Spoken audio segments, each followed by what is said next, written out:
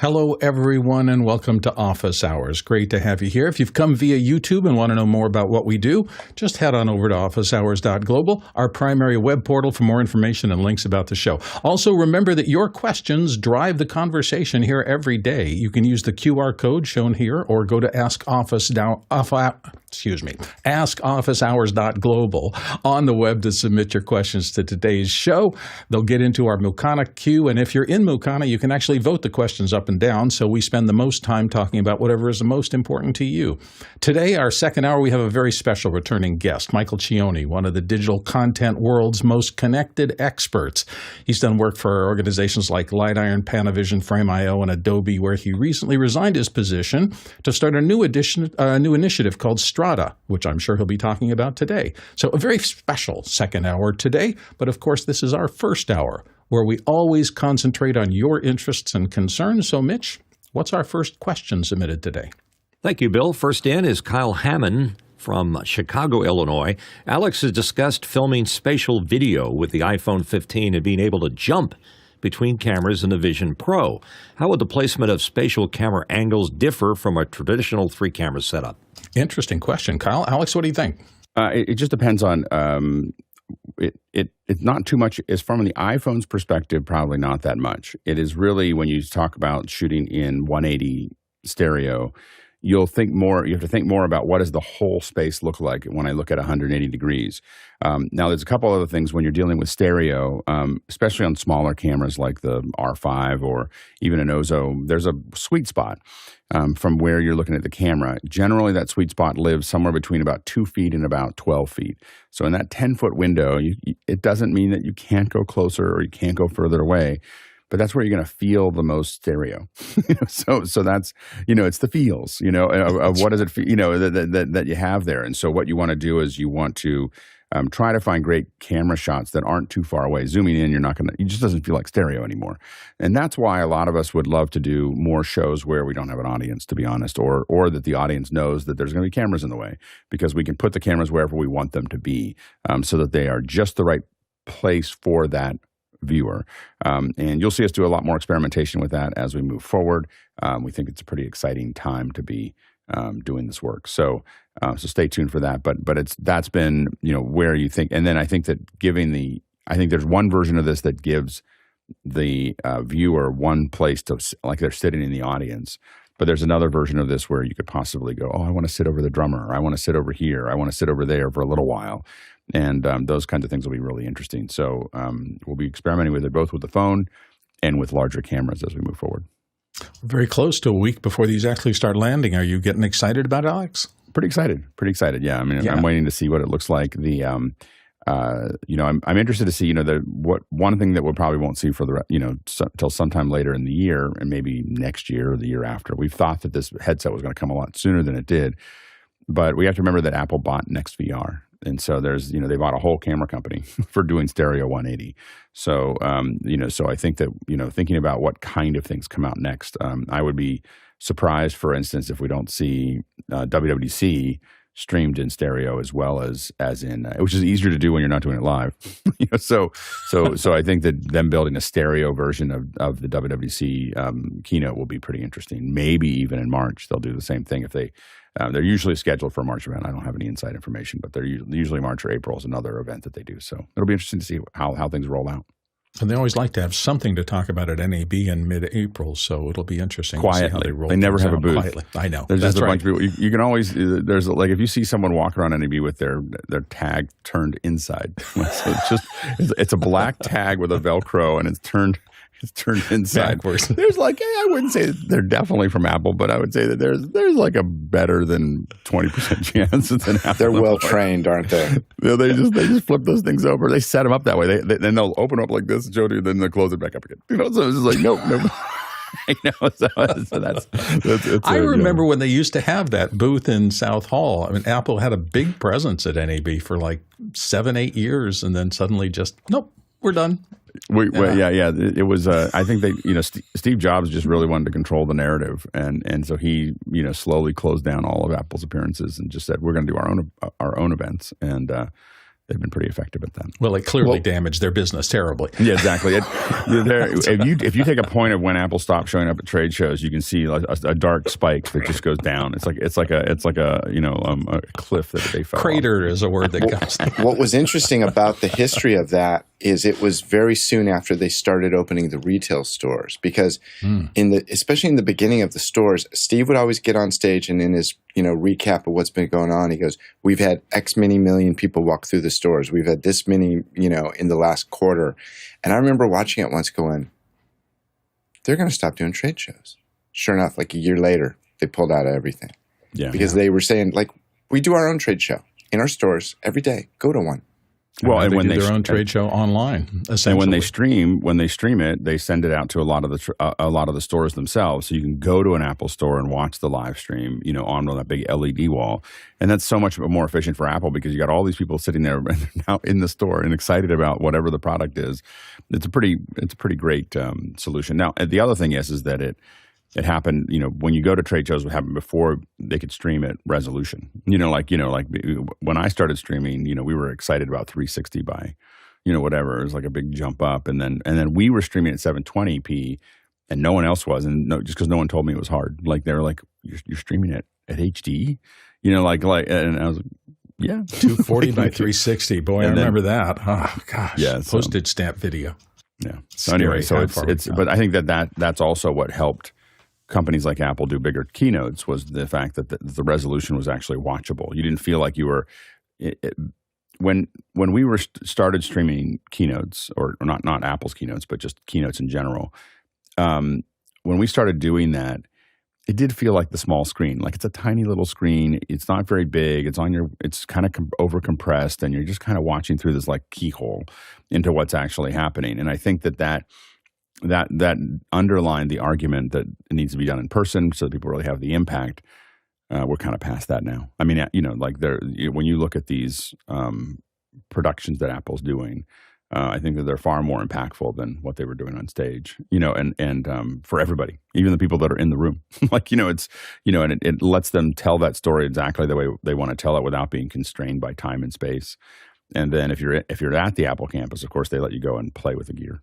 And right afterwards. So it's a pretty effective setup. Yeah, it's going to be interesting to see how they do these Vision Pros in the store. I understand you have to have like 25 minutes. 25 minutes? Demo, yeah. I think, yeah.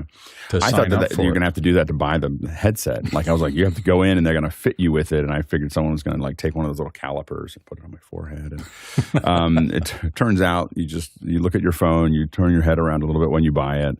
And they say, "Would you like to pick it up at the store, or would you like us to send it to you?" And I was like, "Oh, have you send it to me? Like I'm not gonna drive. They're gonna hire a phrenologist." That's right. Yeah, Read the bumps on your skull. Anyway, interesting. Let's go to the next question. Next one in from David Brady in New York, New York. Updating a multifunction space and leading towards NDI. Many of our other spaces are Blackmagic, so debate is on if we're going to TriCaster in this one room or convert NDI back to SDI in the final mile. Pros, cons, and opinions. And Alex has one. Great. I would not convert NDI back to SDI. If you're going to do NDI transport, I would use an NDI. Use a TriCaster, vMix, whatever you want to use for that process. But I wouldn't go through the process of doing it's what it's going to end up doing is you're going to have all these little connectors that you can start adding to the thing. And I think that I don't think that that's going to be.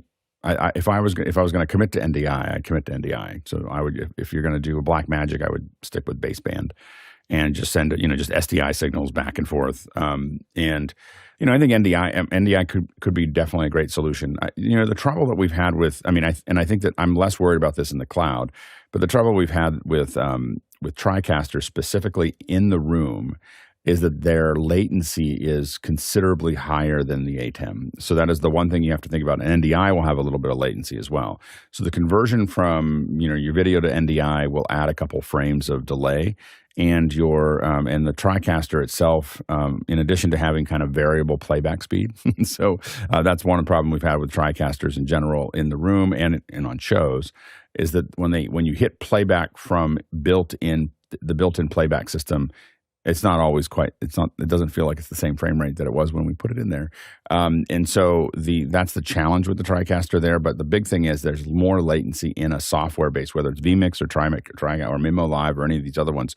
If you're in a space and you have to deliver that video to screens in the space, then I think that you still want to stay with a gen-locked hardware switcher, all baseband. That's going to be your lowest latency, and because it does become this issue where the screen starts to fall behind. So, and it really becomes important if you're going to end up with doing IMAG.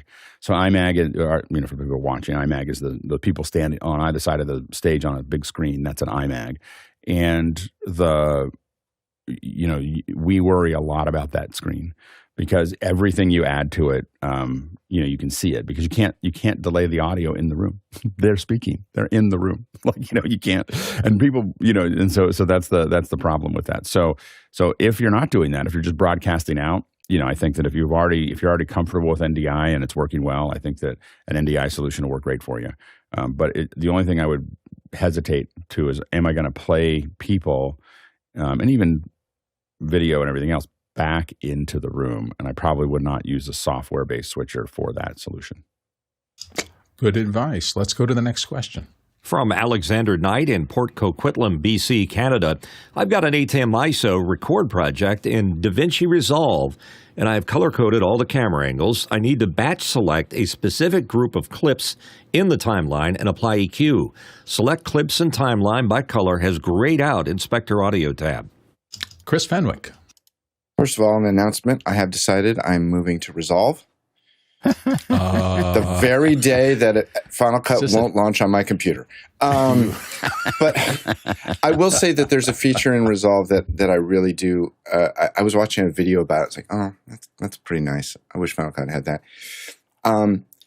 The problem is, Alexander, I don't know if it works for audio. It's definitely a color grading thing. But basically, I believe they're called groups, and you can select a bunch of clips and create a group of them, call it, close-ups or wide shots or B-roll, something like that.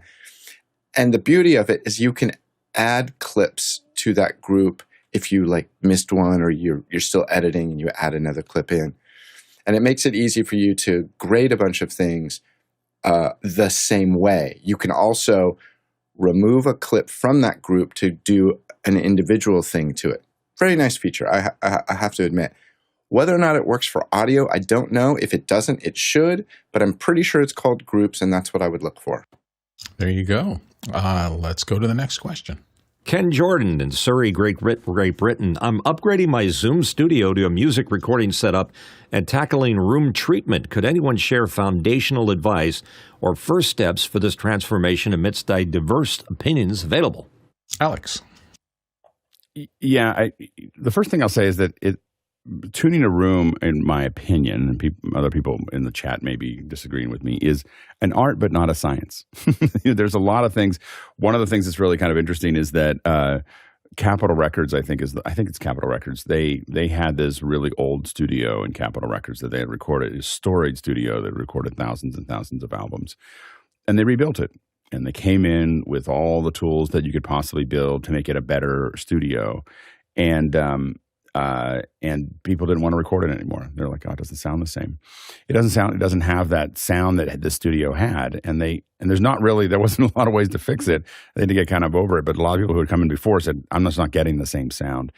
And they actually drilled down to the theory. No one knows why. But the theory is it was the cigarette tar in the walls had a certain reverberance. It was just that there have been so many cigarettes over 50 years smoked in that room that had this certain feel to it. And so the reason I bring that up is that you're going to find that there are things that are 101, which is that you probably don't want a lot of hard walls, but you see hard walls in studios as well. You probably want to be able to absorb, balance the bass and balance a lot of things. I would probably be thinking about having the smart. We talked about it a little bit. The smart, it's SMAART, or I can't. You're probably going to want that to analyze what's going on, so that you have something to look at while you're making those choices. But a lot of it's going to come down to your ear and figuring out how much reflection you want and how much you want to absorb. And a lot of my friends who have their own home studios, they have some pretty big diffusers. I have a friend that built some that were 4x8s, and they were about 6 inches deep, and he just put fiberglass, I think, in the insulation in them, and had them but then he made these beautiful front ends, so it just looked like artwork along the side. We had another company, and I can't think of their name right off the top of my head, that came in, and they build a lot of these, but it's really balancing that. I mean, the 101 that I have is that I don't want to hear things bounce back and forth. So if I have a square room, a lot of studios are not square. If you go into them, they're all different geometries, so that they're not bouncing back and forth. But if I have a flat surface on one side, I'm going to want to absorb. And a lot of times you'll see the absorption be every other. So it's, if you look at it, the mirror is absorbing something so that it's not going back and forth. So it also depends on the geometry. But I would really think about taking a bunch of pictures and maybe even posting them somewhere and letting us look at them, and then we'd probably say, oh, we're going to look at this, we would look at that. But it really is going to be something that you do to some degree organically. Mitchell. Yeah, I agree with what Alex is saying. I'm not very scientific, but the first thing I do when I walk in a room, I clap my hands. You can hear a little bit of flutter echo going there. So the first step would be to absorb the sound, so you don't get so much of that flutter. And then once you've got a reasonable absorption in the room, then I start working on diffusion and bass buildup, things that could be a problem. So you go to a company like Prime Acoustic and you put a diffuser in the corner or a bass trap, so you don't get that bass load up that the room typically is affected by. But my personal taste is a little bit of room tone, so you can tell that the room is there, not an anechoic chamber. Chris Fenwick. Ken, the thing you don't mention is what you're trying to record. That makes a big difference. He said mostly synthesizers and voice. Yeah, really, recordings. You're looking for how it sounds off speakers when you're monitoring. I wanted to point out, because it's kind of interesting, even a voice, it depends on exactly where in the room they stand. They might stand in one spot that sounds totally different than another spot. And the best example of this is from the documentary Sound City. They talk about the drum room, or the main studio, in that there's a big X on the floor. And they know that when you load in a band, you put the kick drum on the X, and nothing else matters. But you put the kick drum there. And not only did they mention that in that documentary, but recently when the band U2 recorded their new single called Atomic City, Larry Mullen, who's going through back surgery right now, or recuperating, he came in to record that one single. And he's in a lot of pain, or was in a lot of pain, but they recorded it at Sound City. They put his bass drum on the X, and they said they couldn't get Larry out of the seat. Like, he recorded the song, but he loved the sound of the room so much that he just played through the pain, and he said it's just best sounding room he'd ever played in. But that's an example of a specific spot in a room making a huge difference. Alex? Metallica actually paid the record plant in Sausalito to extend the drum room up 20 feet or something like that. And hopefully we'll get a tour of it at some point. But it's incredible. We were there, and Michael Urbano, he tours with Robin Hitchcock and not Robert Hitchcock, Lindsey Buckingham. I don't know why both of them sit in my head. Lindsey Buckingham, and the two of them, for some reason, those two names live in every time I think of one, I think of the other. Anyway, so there was a drum set there, and he played like in the air, and like do do do do do do, and it sounded exactly like the album. Like, it was all the reverberance, everything. There was just that room. It just sounded unbelievable. And so it really, you are going to want to tune that room. And for most studios, I found that they keep playing with it. For the first couple of years, it just keeps, it's kind of this organism that they play with, and they learn what they like, and so on and so forth. And then they kind of settle in. Mitchell? By the way, in the 80s, Phil used the RMX-16 to get that reverse echo sound on his drums. Very, very prolific sound effect. The other thing to keep in mind in a room, depending on how big it is whether you're going to be near field, whether or not you're going to use near field monitors in the room, and where you place them, because near field obviously close. But I think like 80 to 90% of home studios now are some kind of near field. And my personal opinion is if you want powered speakers, Genelex, good one to go with. And if you want to drop down in price and they're not self-powered, JBL or KRK. So many possibilities here. And I'm just going to make a short comment, Ken, because I've built now 3 studios, and in each case, I did all the theoretical work I possibly could and figured out. In fact, when I built the control room in my hay barn conversion, I literally have every wall not paralleled. And it was really tough to find carpenters who could come in and work under that circumstance where framing squares and things like that don't work because every angle is weird. The bottom line, though, for me is that I'm starting to think of sound treatment a little bit like I think about cooking.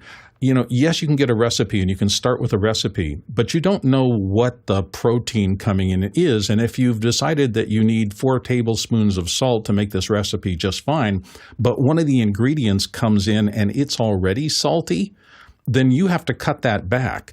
And so for me, it's always been do the best I can theoretically, but get it built and then live with it for a couple of weeks or a month and listen to it. And you will start to figure out very much about what was just said about tuning the room over time, making adjustments. These adjustments need to be made on what it really is, not any of the theory that you thought it was going to be because it should be like that if I build it like this.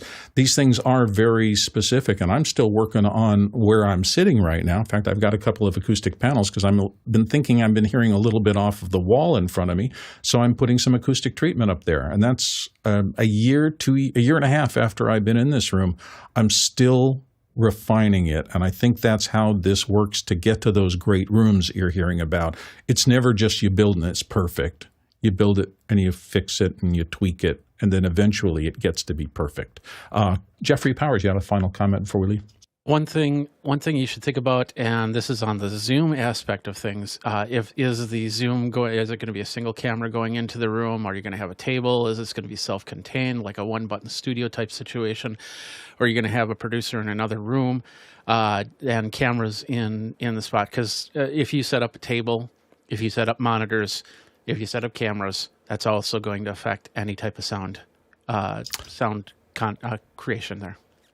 Come back and let us know how it works as you build it out. It'll be fascinating to hear. Thanks, Ken. Let's go to the next question. Vic Hernandez in Springfield, Missouri. It seems Plantronics doesn't play well with others in the wireless space.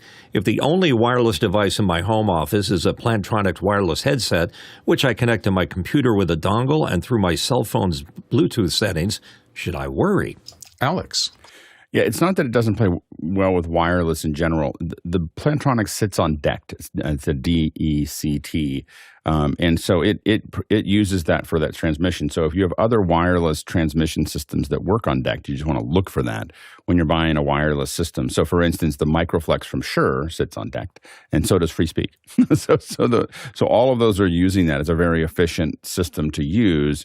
You have to be very careful if you're at a facility that has, they've decided that very few people have wired phones anymore, but they do, big corporations. I think that is, but it's pretty rare to do that now. Anyway, but for those where they have wireless headsets, that's where you have to kind of worry about whether it's working. But I don't think it's going to be a Bluetooth problem as much as a DECT problem. Let's go to the next question. Douglas Carmichael, when I aligning delay speakers like in a balcony in a venue to front of house, how is that typically done? Do you use Smart or a similar product, or do you do so by ear? Alex. I think that what we'll do is we'll try to figure out a place to put a second hour here that lets us talk about that. Bring somebody in that's really doing that kind of alignment and make that work. So we'll put that in the second hour suggestions inside of Discord, and we'll try to find somebody to talk about that directly.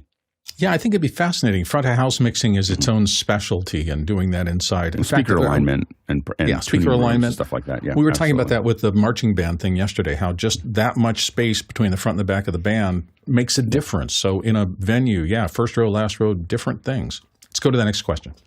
And we got a question from Ken Jordan in Surrey, Great Britain. I've got a 4-to-1 speaker setup, 2 front KRK Rocket 5s, sub S8.2, 2 rear Go-Aux, and 2 extra Rockets Go-Aux speakers. I'm exploring surround sound mixing. Mickey, or anyone with expertise, where would you advise placing the extra speakers? Alex, what do you think? Mickey's not on the panel. I guess the question I have is that I don't it is the 2 extra Rocket.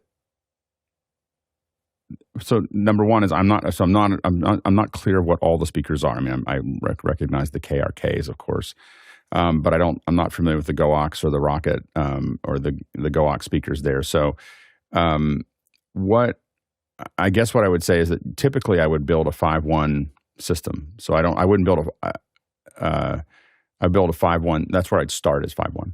Like I wouldn't. Yeah, so he's missing the center channel, right? Well, yeah. So I mean, typically, on a 5, the starting of a 5.1. I lost my pen. I put a new system in, and it doesn't allow me to put my pen on my hook it where it was before. Now I can't. Anyway, so if you have a person here, you're going to have a center. You're going to have left, right, center. Then of course your bass, your LFE, and then you have a surround. So that's the pretty standard setup. The next one is that you'll have 7.1, and then 5.1.4 would put 5.1.4 would be up here like this. These would be up on the ceiling. 7.1.4 would of course have that. And of course you have 9.1.6, but 5.1 is where the standard 5.1 is typically, if the person's here, you have left, right, center, and then you have surround. Left and right, and then I would start there with the LFE, and I would start there, and then you have to, of course, you're going to be measuring it because you want to get the right speed. But I feel like, and Mickey can put his 2 cents in the chat. I have never built a layout with different speakers, ever. It's the one thing that I don't even consider that I don't even think about that. Like I buy all the speakers match. So that'd be the only thing that I would say about that. Okie doke. Let's move on to the next question. Ronnie Hafsoy from Tromsø, Norway, asking, recording an artist performance singing outside. Where should the mic preferably be out of the frame? Inside, I would choose a good large diaphragm or overhead shotgun, but what would be perfect outside? Alex? Nothing's perfect outside. You're outside. So it's so I think that you're gonna pay the price of being outside when you're trying to record something. I think that it is trying to get something that is if I'd rather have them close to it, it's still the problem with it's going to get in the frame. So a lot of times you're just going to have the person hold it. You're going to have something come up under it. You can have them, for choruses and so on and so forth. You might have things that are up a little bit higher, but it's hard to get out of the frame for the wide shots and so on and so forth. So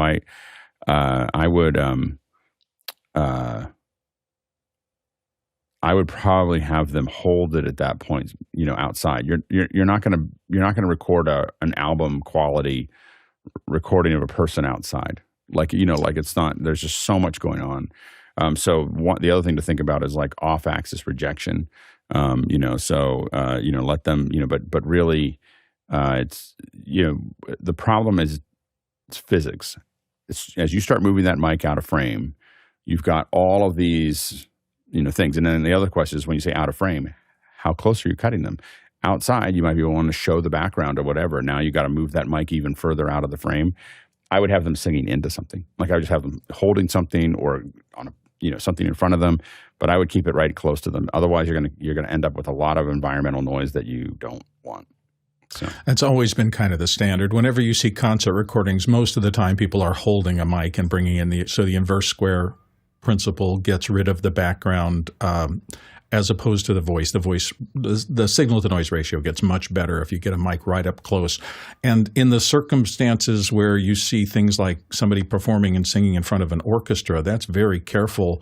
And usually it's a floor stand mic that the singer uses for the same reason, and you don't want that background sound getting in there. You don't say whether there's a band or it's just an individual artist singing a cappella outside, but that'll make a big difference. Lots of variables here. I will say that just from what I've been listening to, they are getting better and better at making handheld mics that have the detail of condensers and things like that. Some of those mics are condensers. So you don't really have to compromise a ton. And I've seen some live recordings and some circumstances. I mentioned live performances I've been seeing at the Rady Shell here in San Diego, where their live performances sound as good as records to me. It's just been incredible. So the tools are out there. So hopefully, Ronnie, you can find something that gets what you need done. Let's go on. Oh, Alex, did you want to come back in on that? All I want to do is remind people that we have a lot of questions coming in. Vote. So make sure that your voting matters, because we'll probably not get to the bottom of the hour. So voting matters. Make sure to vote on the questions that you like the most. Let's go to the next question. And it's from Ken Jordan, again from Surrey, Great Britain, aiming to create an audiovisual experience for Apple Vision Pro. Should have mentioned that initially. With a substantial budget allocated, what additional speakers or hardware would best complement my project? Vision Pro already budgeted for. So true spatial. Alex? Yeah, so the main thing that you want to look at is that what's the experience right now. The kind of the best compact version to capture stereo 180, which is really what you want to think about there, is so stereo 180 is probably the R5, the Canon R5, and you're going to see me test a little bit of this over the weekend down at NAMM to see what it looks like in that area. But I think that's probably the best one to record from. It's not live streaming. You can play with your phone as well. There are a variety of other stereo solutions that are out there, but that's probably one of the highest quality ones. You get two 4K per eye streams, and they're all in the same frame on the R5 because it's an 8K frame, and that means that they stay in sync. It's a lot easier to keep the eyes in sync that way. So take a look at that. When you start going into 180, if that's what you're trying to do for the Apple Vision Pro, one of the things you want to think about is how you're going to light it. You probably want to try to make it more environmental. And so, how do you hide those lights into something that is emitting and kind of giving up a big ambient? You're probably doing less directional and more ambient to kind of build it all up. So those are the kind of things that you may want to think about as you go through it. As far as recording, as Mickey pointed out too, you may want to mix in ambisonic. You may want to record an ambisonic, at least as a recording or as something to hear what it sounds like in the room. But you also, of course, can record with all the individual mics, and you have the synthesizers and everything else. And the synthesizers are great because you can put them anywhere you want over time. So, but I think that but thinking about the problem with the 180 is that you are now having to think about the whole room. So how do you set up the room in a way that is a picture that's worth looking at 180 degrees? And that's that'll be the thing that you want to kind of ponder. Let's go to the next question. John Jordan is in from Edison, New Jersey with a question. Hi, Office Hours team. How much does an optical low-pass filter, or OLPF, help reduce moire while shooting an LED wall? Trying to determine if upgrading to the Ursa OLPF is worth it for our broadcast, or if it's not a noticeable difference. And this is a QR code question. Alice, what do you think? I would say test it. So, work with either a reseller or order one from a reputable organization that will let you send it back if it doesn't make any difference. But it should make a big difference. Yeah, that's why they're putting it in, is for LED walls. So the OLPF is the optical low pass filter is something that is almost necessary for a LED wall to reduce moire. That's why it's there. So definitely moire in general is what it helps manage. So it should make a big difference. But order carefully and know that you can get a refund for it. But I would go ahead and order one and see if it makes a difference from what you have right now. Yeah, just to add on to that, I can't tell you how comforting it's been through the course of my career to have things like a really good rental house or a really good relationship with vendors so that they'll give you things to try to find out, because there's nothing worse than paying a lot of money for something, finding out it makes absolutely no difference, and trying to figure out how to redo everything, having wasted all that money. Alex, did you want to get back in on this? Yeah, when you start buying equipment, one of the things that, like, I don't buy as much equipment as I used to, but one of the things that I was kind of careful about is I started working with resellers that were local resellers, and I would order from the same people all the time because I wanted to be a big fish in their big pond, whatever. But I didn't want to be, when you treat it like, oh, I'm going to buy some of it on Amazon, I'm going to buy some of it on B&H, and maybe you save a little bit of money here and there. But what you really give up is a relationship with someone that you're spending tens of thousands of dollars or thousands of dollars with. And when you say, hey, I want to see if I want to buy something that's $6,000, can you lend me one for a week? They bring it right over, because you're someone who's buying from them, and they know that you're buying from them, even though you could buy from B&H or something like that. So if you buy a lot of stuff, think about repeat business and how that affects your ability to make decisions. There's a lot of advantages. I don't buy enough now, so I do buy stuff from B&H and Amazon and other places. But that's something to kind of always keep in mind is when you work with someone locally, you can also say, like, I'm looking to solve this problem, and they'll come up with 3 or 4 things and give them to you because they're dealing with that all the time. Chris Fenwick, you wanted to get in on this? Yeah, Alex, just curious, did you know Nick Rashby before he went to AJA? Oh, yeah. Yeah, I've known. What was the company he used to work for? ASG. Yeah. He was in sales in ASG, and I dealt with Nick I worked with Nick all the time, and I bought stuff from Nick as well. Pixelcore. He's great now. He was great then. So it's great, such a great guy. Yeah. Reinforcing a theory we've had here a long time. It's not always about the stuff. It's often about the people. Making these relationships really helps. Let's get to the next question. And it's another QR code question from Sean Arsenault in Lone Tree, Colorado. Big fan of you all. You're like the mentors I've always wanted. I'm going to be doing several interviews around 40. Can you recommend an external storage solution for doing the editing on? I do have a Mac Studio with 780 gigabytes of storage available. Alex, what are your recommendations? Do some calculations on the interviews. Think about how long you're going to record them. So you got to figure out what your total storage is. I would really lean. The one that I like to edit off the most is the OWC. They have an OWC the NVMe RAIDs, and they're these little, and I can't think of the name of them. Chris might be able to pop that up or tell me what the name of it is. For NVMe. But what's the name of the piece? I believe they call it the 4ME. Okay. The single is an Envoy. No. This is a RAID. It's a NVMe RAID, and so so you want to so that one can go up to, I think, 32 gigs if you get like 8 gig NVMe's in them. But you can get, those are really expensive. I usually get them with 2. So I have most of my projects, for whatever reason, live in the 8 terabyte, not gigs, 32 terabytes, live in the 8 terabyte world. But if you might want to get 4s, and so then you end up with 16 terabytes. 16 terabytes should be enough for what you're doing, depending on what you're shooting. So it depends on the resolution that you're shooting. Mickey suggested 10-1 or 15-1 for those interviews, and so that might be what you're looking at. So think about how long the end interview is going to be. Multiply that by, let's say, 15. AJA actually makes a great calculator. You can download it on your iPhone. You can go or on and there's a lot. Or I think it works on Android as well.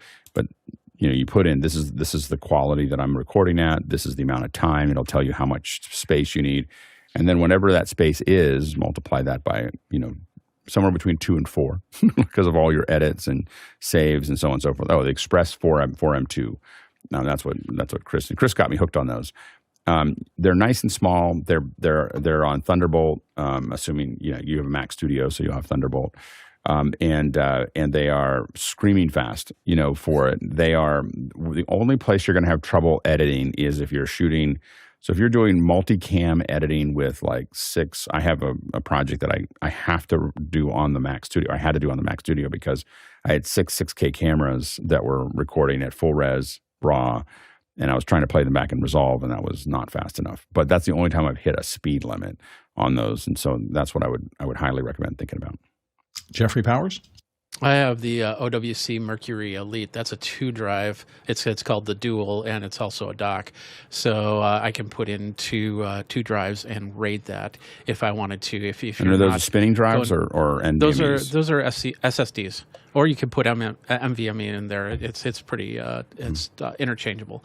So, but yeah, you could definitely use that if you're not going for high end 8K type video or anything like that. If you're just doing simple YouTube stuff, that'll work perfect. Otherwise, Synology has a lot of tutorials on how to use their systems to do editing of video, and a lot of people do that. But if you want to make it as simple as possible, you go the OWC route. And just one more note from me, because I've done a lot of this kind of thing where I've had multiple interviews over the course of a day or 2 days or 3 days. And for me, the most critical part of the workflow was always making sure that as soon as an interview is finished, we pull the card or drive or whatever that went to directly. Hopefully there was a backup as well, but then take it off and do it like a DIT. Cover that and check it really quickly and make sure that the beginning of the file is clean, the end of the file is clean, you've got it, while you shoot on the next card, and then continue to swap out so that you're always checking kind of in as close to real time as you can. I mean, as soon as the interview finishes, get that off, double check that you've actually got the file and it is correct. I used to use Hedge to make a couple of copies of it while we shoot on the second drive, because I can probably get the person back if I know there's a problem. But if I keep going to a big storage thing and I'm not checking to make sure that the copies are really good, you can get in a circumstance where you go home and you haven't gotten somebody, and that's just not acceptable. Alex?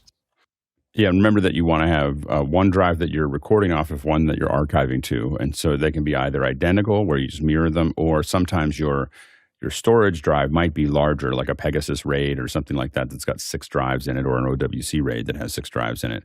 And you're copying things over, and that's less expensive storage that you're just you keep moving copies over to, that you're not necessarily editing off of, but you're keeping archives to.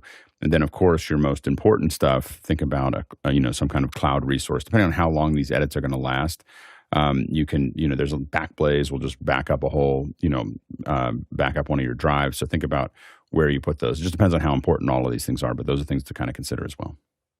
Let's go to the next question. Another QR code question from Andre Dole in Berlin. Is there any HDMI audio de-embedder that spits out balanced audio? All the models I can find only provide unbalanced mini jack, which isn't very useful. That's another QR code question. Alex? For some reason, I thought that there was AJA or Blackmagic made those throwdown boxes, the HDMI to audio. I thought that they make them, and those will be balanced outputs. The other option, inside of that little throwdown, if they don't make an HDMI to audio, you could convert. You go HDMI to SDI and then SDI to audio. They definitely make an SDI one that'll output that. I will say that what I use all the time still is a Pix 240.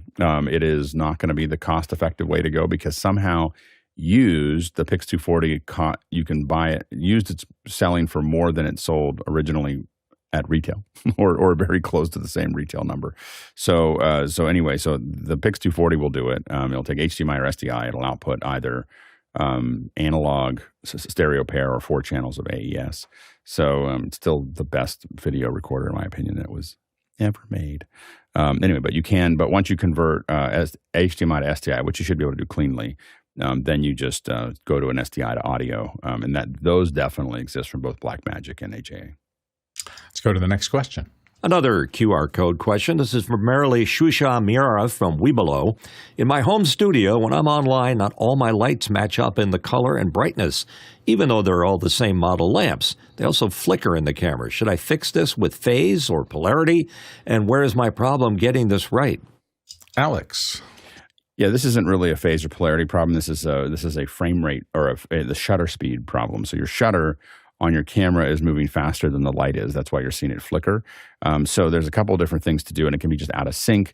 One thing to do is slow down your shutter so that it's not going faster than it.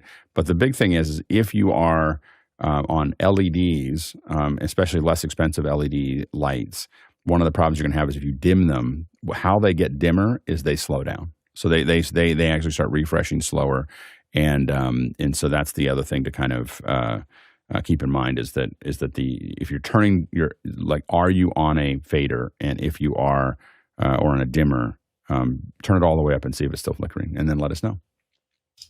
Next question. Douglas Carmichael, for a small venue, would a monitor split using a Dante network be acceptable, or must there be an analog snake? Mitch Hill, take away. Keep your ears open for Dante latency. That could be a mess on a monitoring system. Alex? No, I wouldn't worry about it. I wouldn't, like, the Dante latency is so low, I don't think anyone's going to notice. I don't run snakes longer than I absolutely have to. So I don't like it. At about 10 feet, I start going, hey, can I turn this into Ethernet? So while I don't use as much NDI, we use Dante for everything, and we use it all the time for returns to artists and so on and so forth. I wouldn't worry about that too much. Let's go to the next question. And it's Georgios CP in Cyprus. Thank you very much for sharing your important knowledge from experience with us. What strategy do you suggest for color editing and color consistency between various devices, Mac, Windows, iOS, Android, TV, etc.? You're going to need to learn something about scopes and setting up and analyzing your pictures and figuring out, also lighting and things like that. But Alex, take it away. For your computer, you're going to need a Spider. So Spider X is what you want to get, and what you're going to do is I don't know if I have one sitting here. To get anywhere close to the color being the same, number one is you need a solid monitor. You're not going to buy a monitor probably for under $500. It's really going to keep sync. I don't have most of my monitors are not that expensive, so I know that the color is going to vary a little bit. But the Spider is what it does. It's a sensor, and it'll measure both the ambient. Spider X will do ambient as well as the monitor. You set it on there, and you hit go, and it will change all the colors and make decisions about what it needs to do to get to an accurate color. You'll find that most of your monitors get along pretty well after you do that. The iOS, and you can, for a TV, it's a little bit more complicated. There's boxes. There are these boxes that will do that color correction for you, and then you have to to do TVs well, you have to get there's a sensor that plugs into that box. And Blackmagic, I think they're 8K. They're like FireWire to 8K or whatever, has one built into it, but it's a converter box from SDI to HDMI.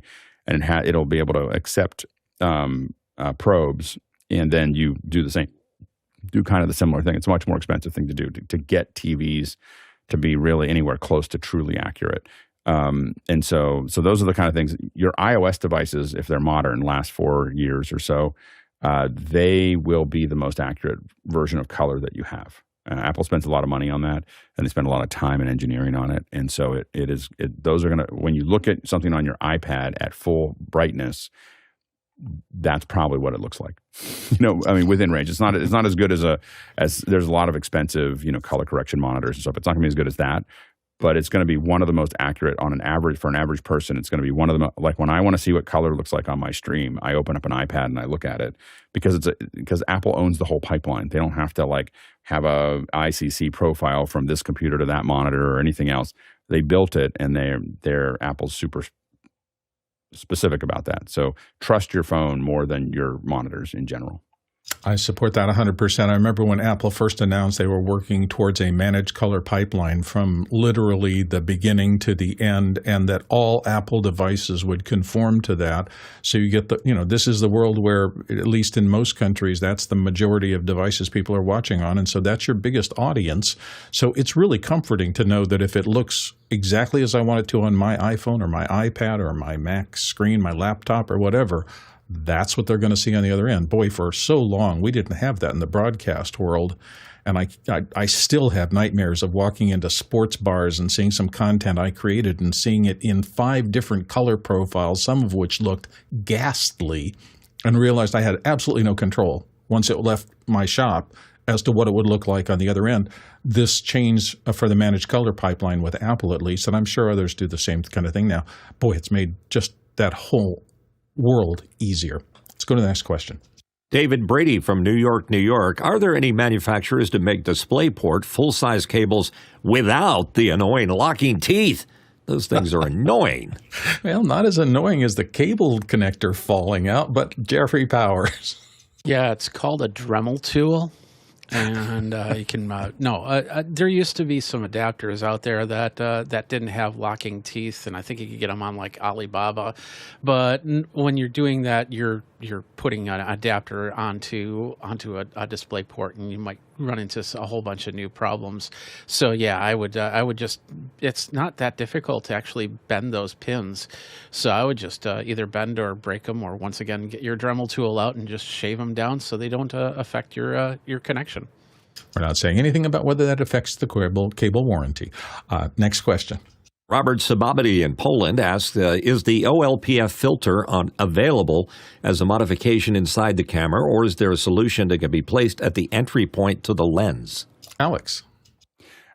There are people who will retrofit the OLPF. I would never do that. Like, I would never have someone put that filter onto my sensor. It's not at the point, it's not at the lens, it's at the sensor, and I would not have someone do that and expect that to be a production camera again. So if you really want OLPF, you need to buy a camera with it. Let's go to the next question. And it's a reader question. Can we take a look at the new portrait and studio light adjustments that Apple provides for your camera? And Mitchell, you were talking about this before the show today. Can you inform us, what did you discover? Yeah, we were messing with it in after hours yesterday. There's a portrait setting and a studio light setting. I don't know if this is brand new. I mean, I have the most recent version of the Apple OS. But here's what the portrait does. It's kind of interesting. If you click on it and then hit the arrow, you get a slider that can adjust the amount of blur in your background. Let's see if it does it for you. Yeah, there it is. And it does it pretty spectacularly, except when I wave my hand in front of something as a background. But it doesn't have that jello head effect that you get sometimes with using it with Zoom. So I'll turn it off, then I'll turn it back on. So you can see the difference. The studio light is a little more subtle, but look what it's doing with the color, with the lights in the background. It's almost like it only affects the background, and, well, a little bit on me too, on the forehead. Those are very interesting. The best part about them is, A, they don't have that many artifactings that you're used to seeing when somebody wants to blur the background, a fake bokeh, if you will. And the studio light also has a slider. So I think Apple's doing it right. I'm not going to use it, but I think it's cool to have it. It's really interesting that they've come up with basically the equivalent of a photo vignette tool that works in live video, and that looked pretty good.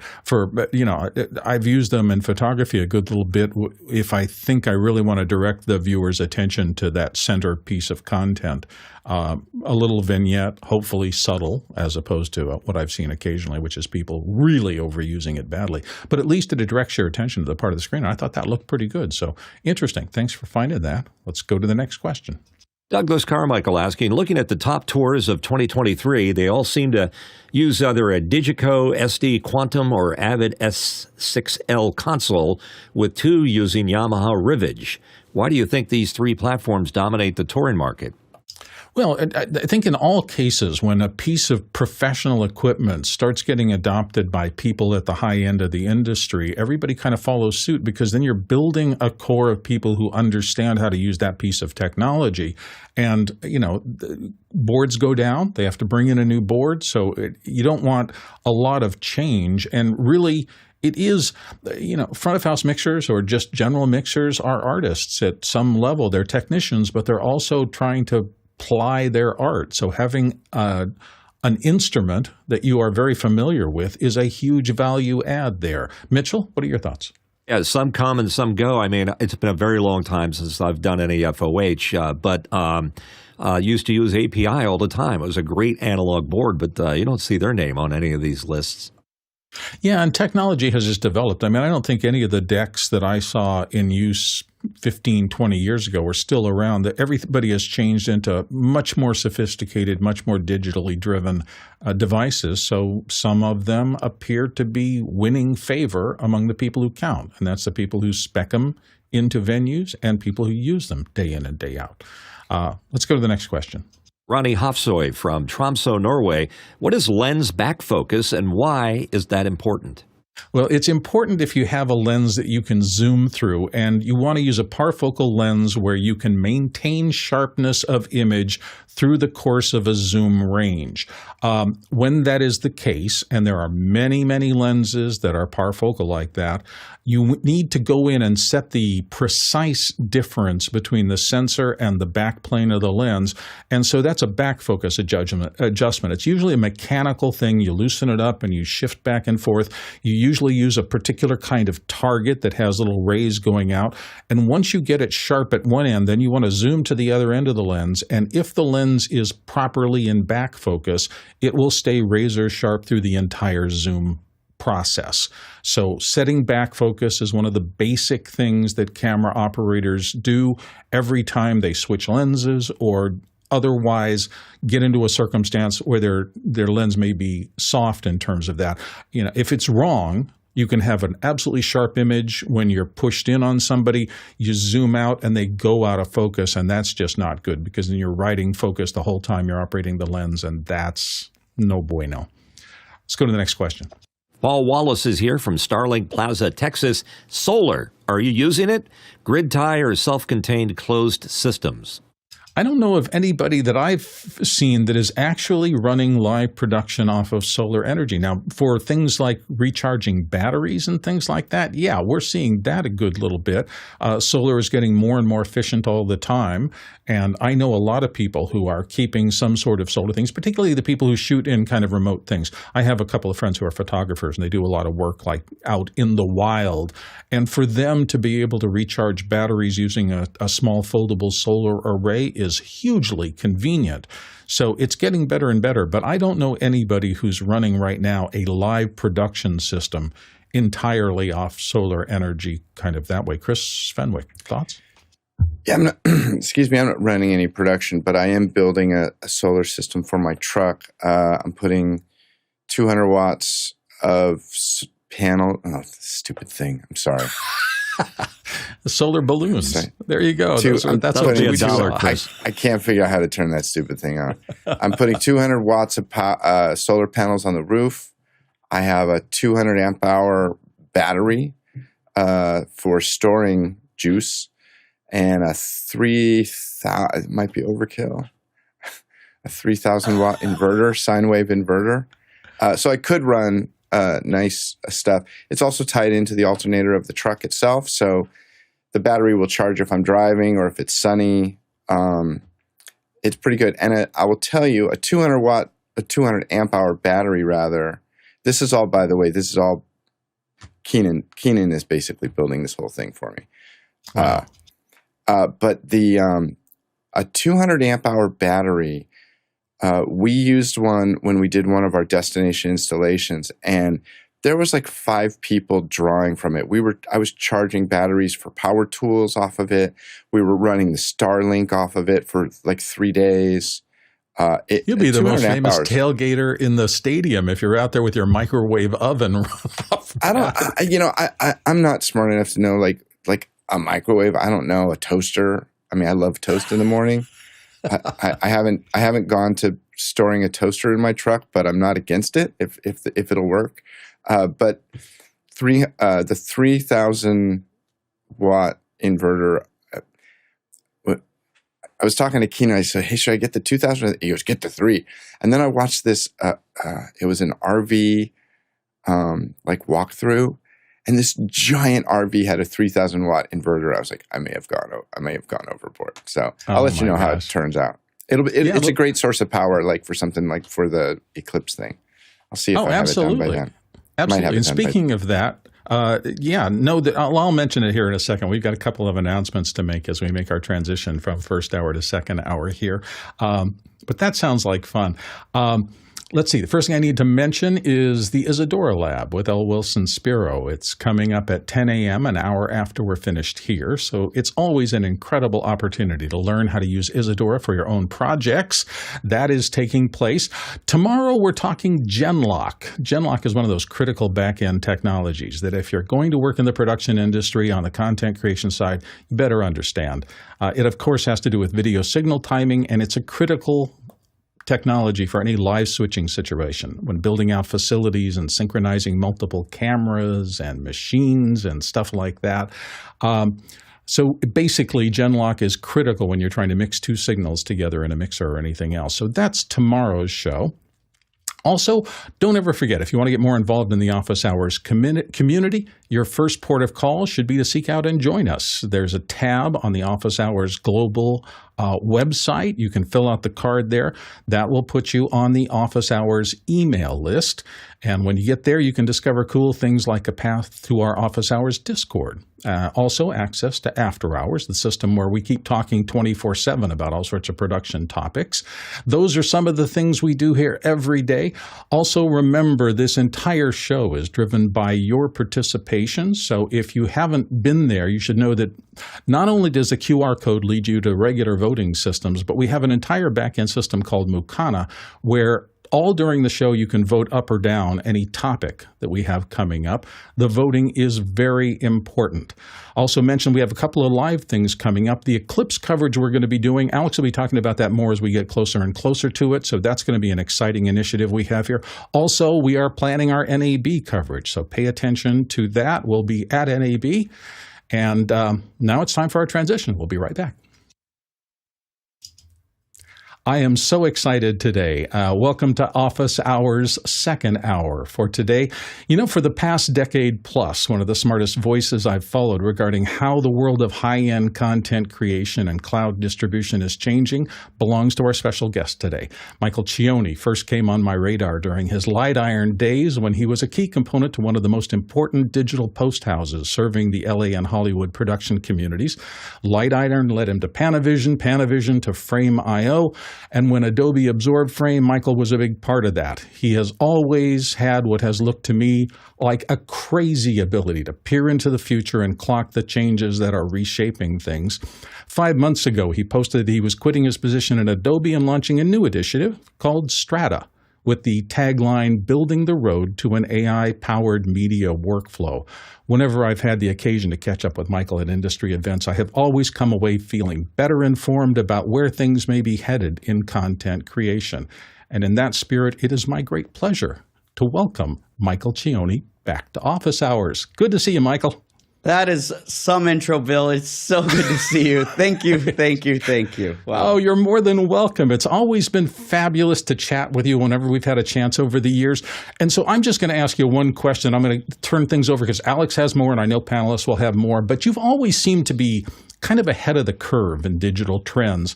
So I just wanted to before you get into Strada and what you're doing right now, is there anything you see on the horizon that's got you really excited these days? Oh my goodness. You know, it's, I mean, we are going to talk a lot about AI today. And what I would say is, if I was not going to talk about AI, what excites me the most, I'll give you a statistic that is very recent, just came out, that should show you how to deduce things. Because what happens is people want, like, sometimes they, you know, the old commercial, "Where's the beef?" They just want to know where the meat is. But the truth is, if you want to really put yourself in the path of success, you have to be able to interpret things that are hidden. They're camouflaged. You got to be able to deduce or synthesize, what do I need to do based on this information? In other words, you're never going to get a exit here to go to the restaurant. You kind of have to know the back roads. That's sort of what I'm getting at.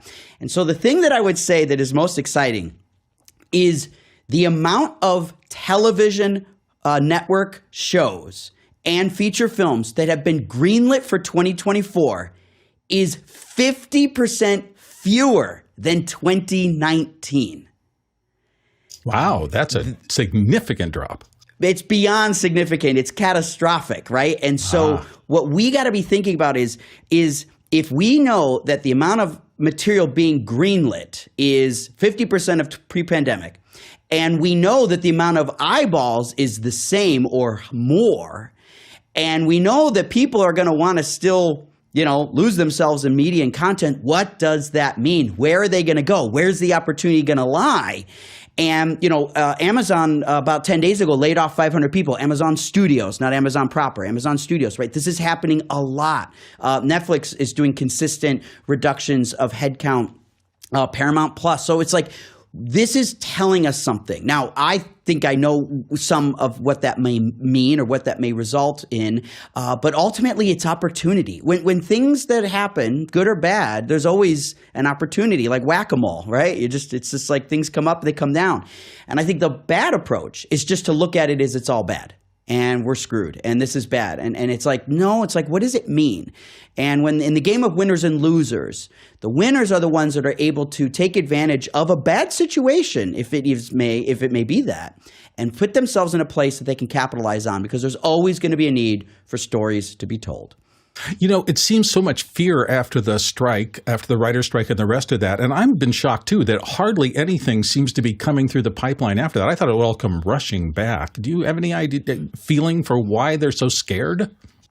Well, you know, I think some of it isn't fear. Well, some of it is. There is a potential strike for IATSE this year as well. So there could be another strike. And if people feel this is our turn, that could cause some concern. However, I don't think it's that. I actually think it's a logistical nightmare. See, if you had 9 months of productions that were stalled, when you all get the green light, you have a bottleneck. And if you think of the Boston Marathon, not everybody gets to be in the first wave. It just wouldn't work. The streets aren't wide enough, right? And so I think the problem is, how do you do that? And just getting actors to be scheduled to make a project is complex in itself, but they try to line projects up. Like airplanes landing at an airport, they're all 4 miles apart. But when you have to land them all at the same time, the actor's like, I can only do one movie at once, right? So how do you do that? So it upsets the scheduling and logistics, which coast they're on, which country they're in, and all of that has to be recalculated when everybody says, but my project's the most important, right? And our contract said this, and there's pay or play deals. The lawyers are probably having a field day with billing to get this machine back on track. But the creative people lose when this stuff happens. And it really makes me afraid when innovation is stifled, creatives lose, and when a logistics takes over the functionality of making a project, creatives lose. And we just sit there frustrated and like I feel like a runner without a race. And that's a really tough feeling for a right-brained personality. And so I just hope it does get moving quick. Absolutely. Alex has some things he wants to check in with. Well, and I think that would you agree that in 2019, as we saw all of these subscription services start to ramp up, and as we went into 2020, there was a little bit of a irrational exuberance going on there. I mean, you know, I know right before COVID started, I was at Skywalker Ranch and talking to a producer, and they were working on a Netflix film, and they said, "Well, we've got 900 producers, and we're 900 short." And at that point, I was like, "How can you produce quality at that volume?" You know, like it just and I think that when we spent the COVID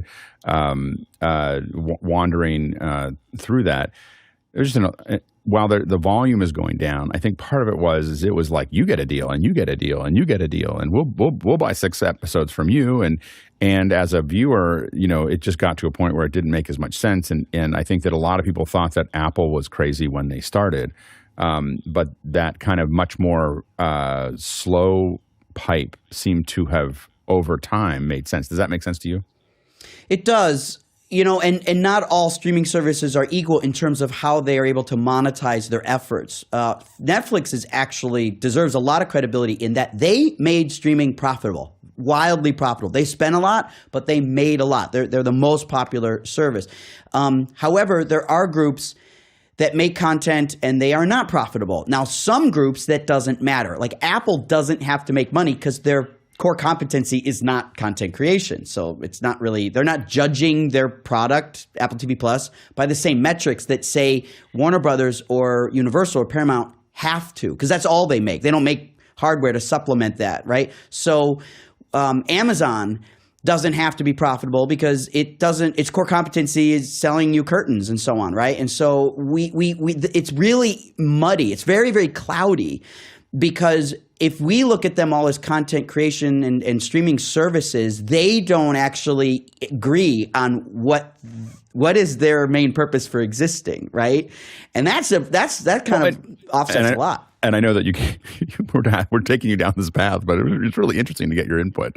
Is that, because for a lot of us looking from the outside, Disney has some built up capacity because of their back catalog. Apple and Amazon, as you said, don't have to make money. Netflix is way ahead. It seems like for the rest of the platforms, it's a pretty hard road. Especially ones that came in late, like Peacock and Paramount. But they're just having a hard time because a lot of us just got to a point where we were like, okay, I have enough subscriptions.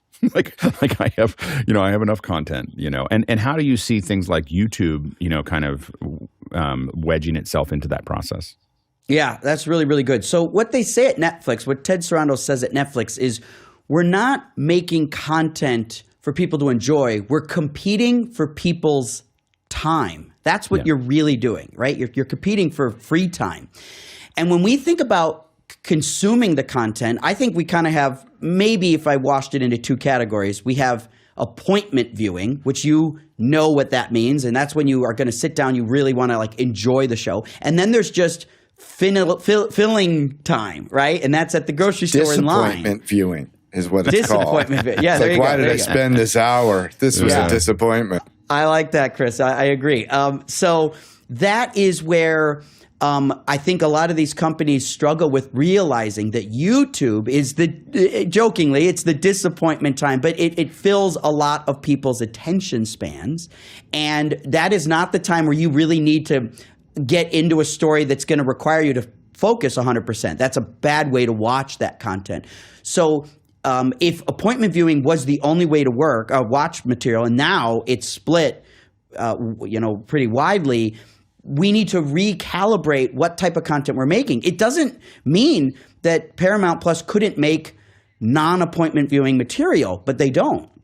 And so this is where they need to think about diversifying their catalog, or they're going to be fighting, not just, going back to my first point, not just for a smaller slice in the pie, but a smaller pie. That's what's scary. Yeah, and I think it's interesting that because I think one thing that you get a little bit out of these networks, but you don't understand. Like when you used to, back in the day when you used to walk into Borders bookstore or Barnes and there's some Barnes and Noble still around. You think of fiction, but that's like 5% of the store, is fiction, and everything else is nonfiction. And I think that, what gets me going to a lot of these folks, like the behind the music, or listen to the music with Mark Rober or Mark Ronson. And then you have, a lot of these, Chef's Table on Netflix, and these other things are things that are less expensive per minute. But to get to the point where I think you're going to talk about in a second, the reason I bring this up is that when you're doing non-fictional content, you are shooting at 100 to 1. You're shooting huge amounts of content, and getting through that content and digging up the best clips becomes one of the real challenges. And I know you have a deck that to kind of set us up a little bit on what you're working on to kind of set the stage. Yeah, I thought this might be kind of a fun way to do it. For people that are viewing, this could be kind of a fun way to view it. What I think we start with is this idea of separating generative AI from utilitarian AI. When, we all know, I'll tell a brief story. It's the middle of the strike, and I'm posting all this material about a business I'm running that are starting up that's going to use AI. And some actor friends of mine are like, how dare you, Michael? AI is going to ruin our jobs. They want to not pay us. Like, how could you, join the dark side? And I said, well, hold on. Let's go to dinner. Let's have a conversation. And when we sit down at dinner, I say, how did you get here? And they pick out their phone. I say, well, I put it in a map. I'm like, okay. That is not magic. That is not coincidence. It's AI, right? And you're using an AI to travel and find a parking spot. But it's a utility. It didn't take your job. It made it easier to find a parking spot on your way from your home to a restaurant. Now, tell me about your pet. Show me some photos of your pet. And what do? They go to their photo and they search the pet. They search dog or cat or whatever. And, of course, your phone can now surface all that. Because in the background for the last 8-9 years, it's been cataloging your photos, and it's been building these virtual folders. When you search a particular object, it pulls them up. We all know this. These are utilitarian uses of AI that people forget are even happening. And generative AI has taken the headlines because of what it promises to bring, what it demonstrates, and it's very, very new. It's very impressive. But they can and should coexist. They're not the same thing. We need to separate them, and we need to look at them for the people that actually desire to create in real life. The IRL community of photos, videos, audios, that is a group of people that will continue to make in real life material. And we simply need to understand that those people will want AI as a utilitarian up-leveler or advantage or expediter. And it's not about replacing IRL with Gen. And I think one of the mistakes is I think Gen is actually overrated. I think today it's got some cool stuff, but what you do with it today, and this will change, what you do with it today is actually very small. It's very short. It's a moment or a couple of moments, but that's it. But it is impossible, and I'll let people challenge me on this, but it is impossible to use Gen AI to create a coherent story with continuity in it. I completely agree. And one thing that I think about as an example when you're talking about that is the issue with human writers have a hard time writing a great film or a great TV show, let alone AI. You know, like they have a hard time creating something that's actually compelling. And I looked at one of the things that kind of the first thing that blew me away in a long time was last week. I saw the Argentinian president was speaking at the World Economic Forum, and someone took his video and it was dubbed. There's a version of it out there where it's dubbed. There's another version out there where they used AI to move his mouth and change his words to English. And to your point, I think that's kind of halfway between, but it's kind of like more utilitarian. It's not creating something new. Absolutely. It's just making but it's making it so much more accessible. Like it is. I mean, that is one of the biggest. I know people will not think of it that way when they look at it. They'll go, okay, well, he's speaking in English. I'm like, he's speaking in English. And his mouth is moving correctly. It is amazing. And imagine him being able to generate 60 languages, and imagine that happening in real time. And, it's incredible. How did it look, Alex? It looked amazing. It looked seamless. That technology is called Lip Reanimation.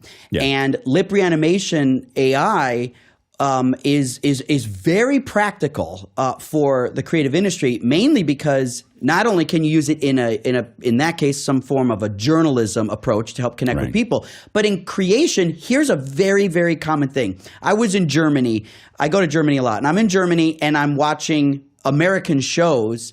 And of course, the actors have been dubbed because Germans do not like subtitles. Some cultures do subs, some do native, and some do dub. And Germans love the dubbing.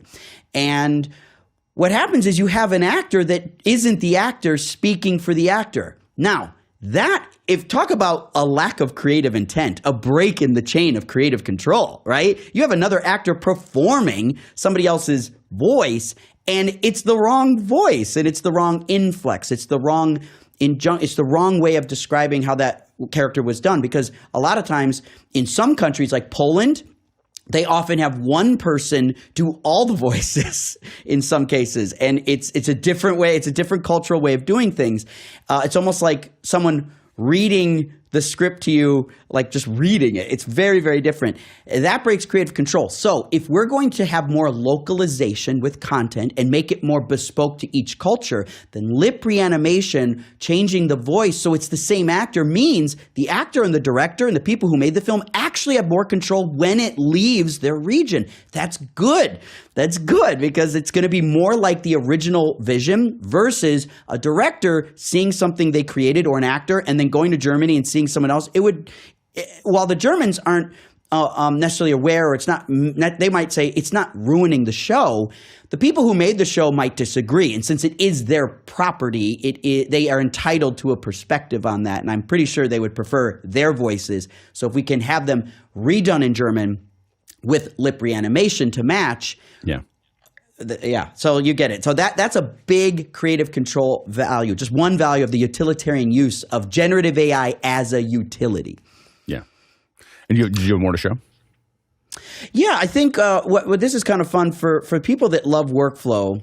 This is kind of a fun way to think about it. Everybody knows this. This is kind of my thing. Workflow starts with, you have to shoot something, you have to edit something, and then you have to distribute it. We understand that. This is how everything works. But because you're all very smart and you want to work in this world, we also know there's all these other steps inside of those main steps, and it accordions out. And then beneath all these steps are actually tons and tons of tasks. And here's my prediction. So Bill, when you asked me at the beginning, give me a prediction, I wanted to give you one that was not related to AI. Here is the AI prediction, what I think is going to change. I believe over the next, here's what we're going to do. We are going to start to see the taskification of workflow. What we've been conditioned for 30 years is that you need to build or buy or learn an app that has 800 buttons, 800 functions, 800 features, and then you need to spend your career getting good at knowing all those 800 buttons or 800 functions and 800 features. And what's going to happen with AI is we're going to take that list of tasks that need to happen, and instead of having to become a high-quality, proficient user and knowledgeable of all those little ways to do it, you send the task out. And the AI will actually provide the result of the task and bring it back to you. So you can actually focus on the creative stuff and not get bogged down with all the task stuff. And that's what AI is going to do. You're probably all familiar, hopefully people watching are familiar with the community Hugging Face. If you're not, Hugging Face is a community of AI developers and engineers. And they build, there's more than 250,000 models on Hugging Face. I think it's way more than that. And this community is building these amazing models that do little tasks. And what the problem is that we don't have a way to connect those models with creative people. So for example, you have problems with your audio. You can use a tool and say, oh, let me use some AI audio noise reduction. But the fact of the matter is there is a model for AI noise reduction when there is people talking, or a different one for music playing, a different one for traffic in the background, a different one for a bad microphone, a different one for a fan noise, a different one for when you're sitting next to a refrigerator. Each of those can have their own tailored version of audio noise reduction. And it's not just a slider, one size fits all. You can actually tune the AI to the exact example of audio that needs to be restored. This is not something a lot of people don't want to become an audio restoration expert. They're just like, I need the audio to sound better so I can keep editing. And AI being used as a task will enable that. And what I was talking to someone last week about this, about fixing things, and they were talking about, and this is, I don't think it's a public product yet. I'm not getting in trouble. They're just working on it. It was more conceptual right now. Is I have an hour of you talking, and then there's some breakups. There's Wi-Fi breakup and everything else. The AI can look at it, build a voice print of you, and then just go through and fix everything and, fix all of the breakups that you might have had throughout your entire thing. And it's just filling in what you said. Like it knows, oh, you were about to say that word, and it can hear that, and it just fills in the parts that are missing, but with a voice that sounds exactly like yours. And you're not selecting it and trying to reproduce it. It just goes in and just, oh, I'm going to fix all of those little pops and things that were going on there, like a little static or all of that. I know what you sounded like when you were clean, and I'm just going to put that all in and match everything about what you were saying with that process. That's right. And so that's a perfect example of AI as a task. And what I think is going to happen over the next decade is we're going to see people learning to focus on story and send out to AI. And it'll be this little round trip. And many times it'll take 1 second. You'll just send it out and it comes right back like a little boomerang. And that boomerang does the task for you. This is critical for the creative community because it means that we're going to be able to have more control over our work with fewer people. And if you ask any creative person, if you could make your project with more people or fewer people, which would you choose? The answer is obvious, right? And so when it comes to creative control, smaller teams win. But when it comes to quality, smaller teams often lose. And AI is the great equalizer that's going to enable people to have a smaller team with more control and still have high proficiency results without having to be an expert or pay for the amount of hours required to get the same result we might have needed without the AI. So this is what's really driving me, and it convinced me to quit Adobe. And Adobe is a great company and they're doing amazing things. But when I think about pioneering a new way of all workflow, I need to have a blank slate. And I've done blank slate. This is my third startup that I've started myself. And each one, I really enjoyed the blank slate value. It's very scary. It's actually horrible to risk all your finances and destroy your credit and basically have no social life. But you're in control of your own destiny. And I love the idea of being able to have a blank slate. And my brother, who actually worked at Netflix and quit his job, him and I founded Light Iron in 2009. We both were executives at Panavision. He went to Netflix. I went to Frame.io. Pete quit his job at Netflix because he believed in this vision too. And Netflix is doing everything right. Adobe and Frame.io are doing everything right. But we believe that there's another hallway that hasn't been unlocked yet. And given our experience in post-production and production workflow, we wanted to see how we could sort of lasso AI and try to get control of this alligator and figure out how to make it work for us and build a business where people can trust the AI instead of fear it or doubt it. And we call it Strada. Strada's Italian for street. And I look at workflows because I see everything in pictures. I look at workflows as like a path from A to Z. And we go on this journey, and every workflow is a little different journey. And since we're Italian, we thought Strada was a good as name as any to kind of help present a metaphor for our vision. So how is it set up? How is Strada set up? Well, what's really great, when you reached out, you saw one of our YouTube videos about this iPhone thing that we did. And I love what you guys did. You guys did a great analysis of it. Thank you for the analysis. It was very well done and very fun. And it seemed like you guys enjoyed it. I hope the viewers enjoyed it too. Absolutely. What we decided to do on this company is do a technique called build in public. And so we actually record everything that we're doing, like video diaries, and we chronicle what it's like to start a business. And we're in our second season since June of last year. Last year we started, it's called Starting a Startup. And it took us 10 episodes to chronicle how to actually start a startup in the tech world. We go over websites, cap tables, investments, raising funds, recruiting people, payroll, HR, like stuff that nobody wants to learn or nobody teaches. And that started to get people to realize there's an entrepreneurial resource to learn how to start startups. And then once we got it started, we started to building an alpha. How do you build a product? And this build in public approach led us to discover how to tell these stories. And one of those stories is to use AI to make the iPhone 15, which people probably know now, but the iPhone 15 is the first phone to actually capture ProRes log in 10-bit 4K. And if you think about that, I believe this is true. Check me. This is the cheapest device in the world that can shoot 4K ProRes log in 10-bit because it is. It's pretty remarkable. People are challenging me like the phone isn't democratized, cinema. I'm like, look, ProRes log 4K, that's what an Alexa does. It does it very well, but what is it? It's a computer that captures ProRes log in 4K.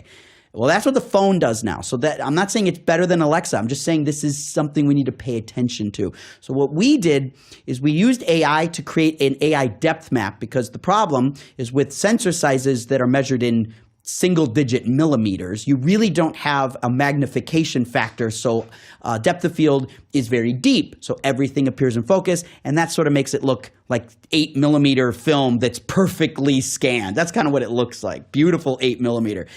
But in cinema, we want to have this fuzzy background. We all like this, right? This fuzzy foreground. So what we did is we worked with Blaze plugins, and Blaze makes an AI depth map tool. We applied it to this ProRes 4K, and we were able to create Z-depth analysis and then apply a lens blur to that so that foreground and background objects are blurry, centered focused objects are sharp.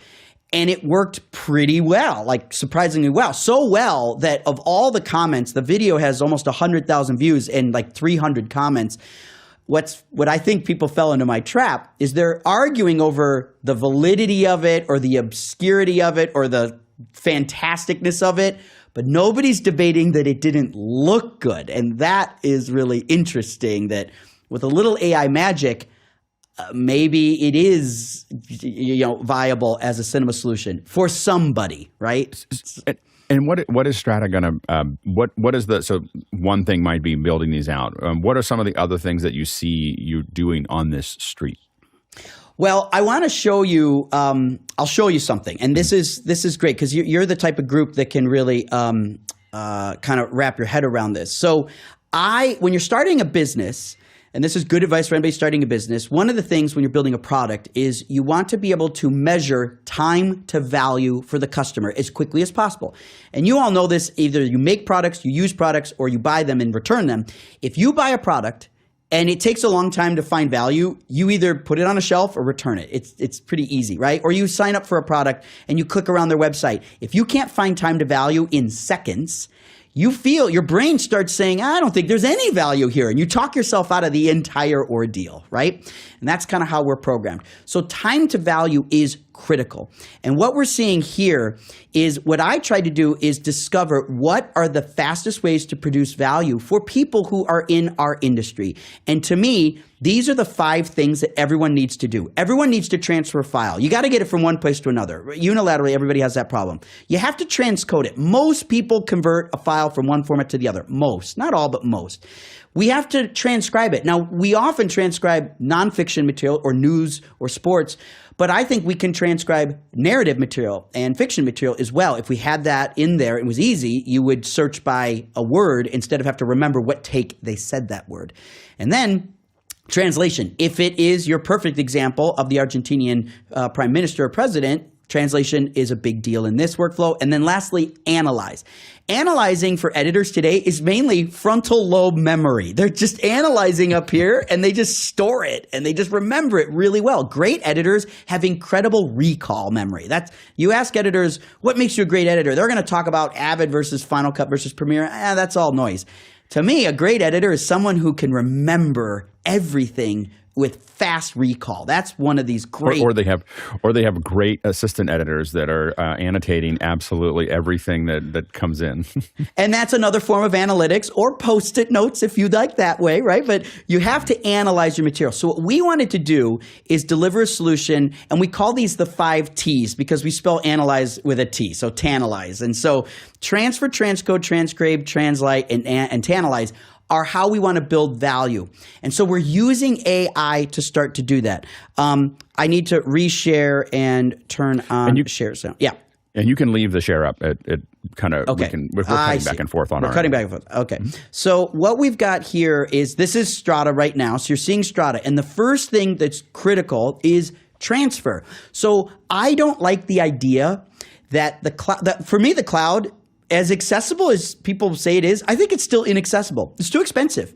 Everybody probably has some form of cloud storage, but 2 things are always happening. 1, you're always getting a bill that you need more of it, so that's a problem. And 2, you can't afford to put raw files in it. Most people are not able to do that. They can't afford enough cloud storage to do that. So here's the first thing about Strada.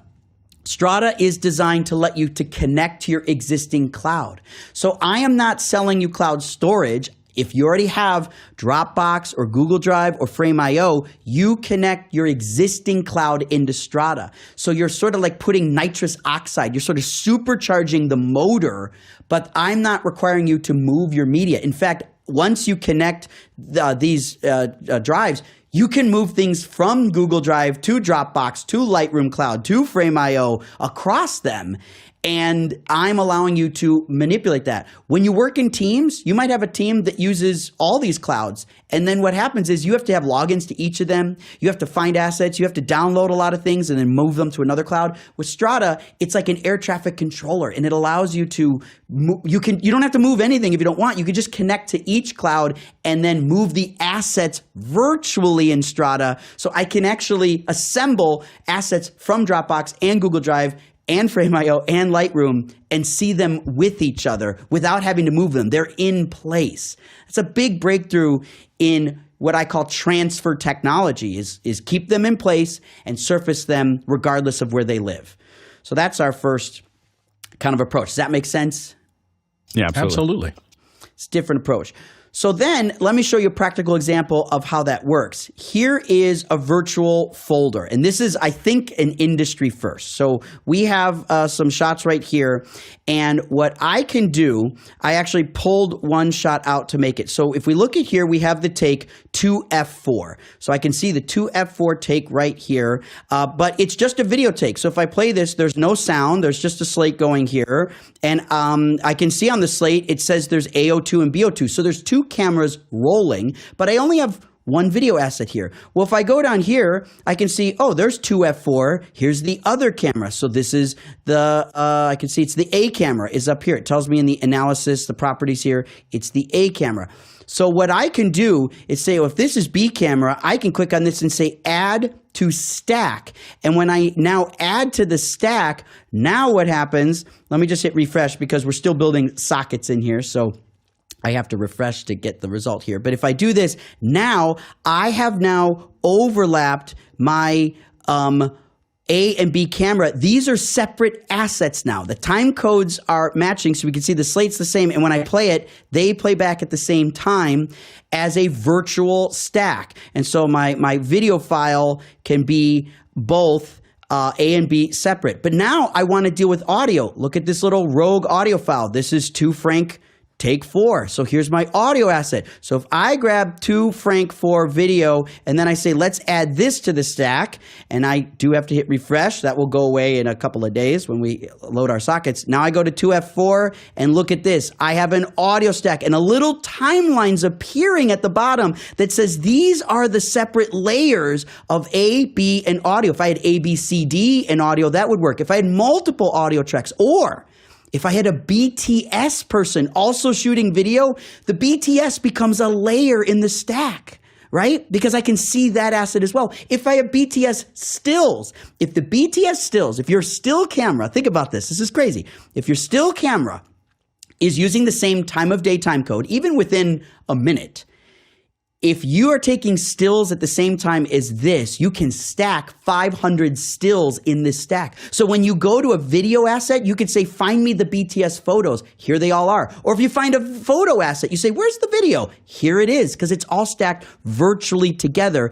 And so now, if I go here and I hit play, hopefully this will play audio. Not really. View camera, sub 6, common marker. And there is automatic sync. If I go a little bit later where they're talking here. Yeah. Oh, she's talking there. Let's try this. And these aren't moving the assets, right? So this No. is just linking No. back to him in the cloud. Yeah. So we have, you're right, these are virtual files. These files are virtual. They haven't moved. The audio file is on Dropbox and the video files are in Frame.io. So these are playing together across clouds. So when your audio mixers deliver their assets, you don't have to download and relocate them. Say, yeah, give them to me however you deem convenient.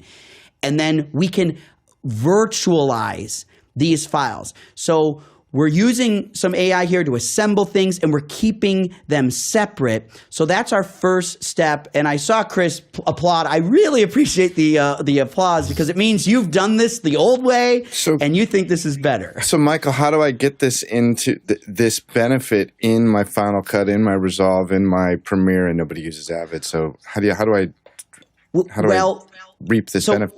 Yeah, so what I've done is we allow you to output in XML, so you're making your multicam work by way of just being able to view it, and it's just done because it's created all the multicam experiences. All of these are now multicam clips, so when I click on any of them, I get the multicam results with each one. So anywhere I go, it's already multicam for me if there is a multicam there. So you can see This has Slate closed. There's no audio asset, so the properties show no sound because it's MOS. Slate designates it as MOS.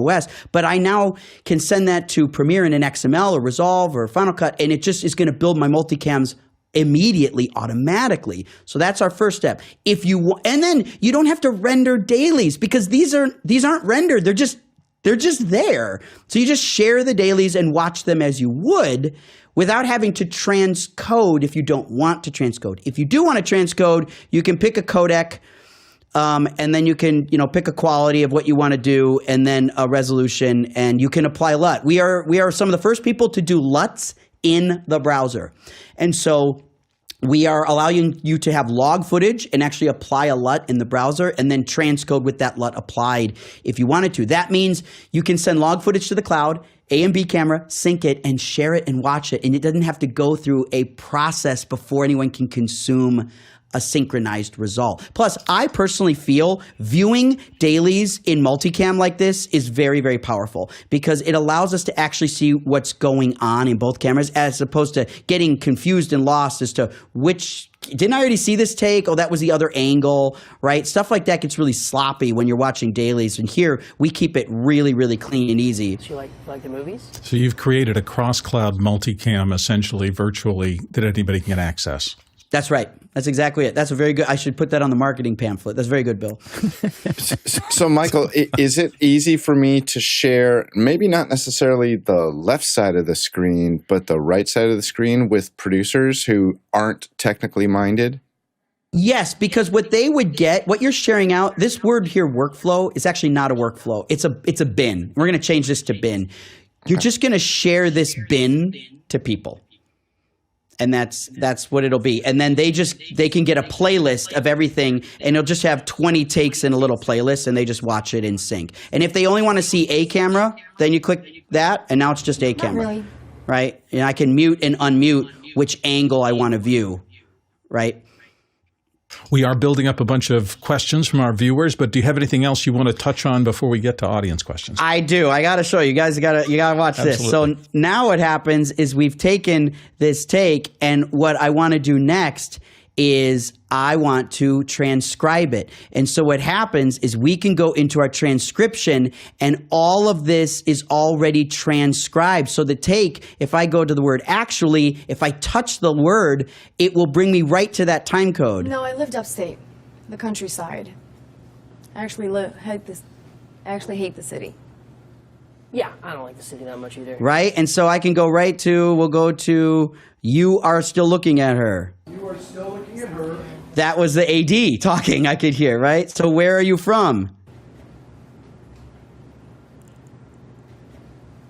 So we got, I didn't hear that one, but maybe it happened afterwards. So we can click on each of these, and we can hear the transcription. Locked up, roll sound.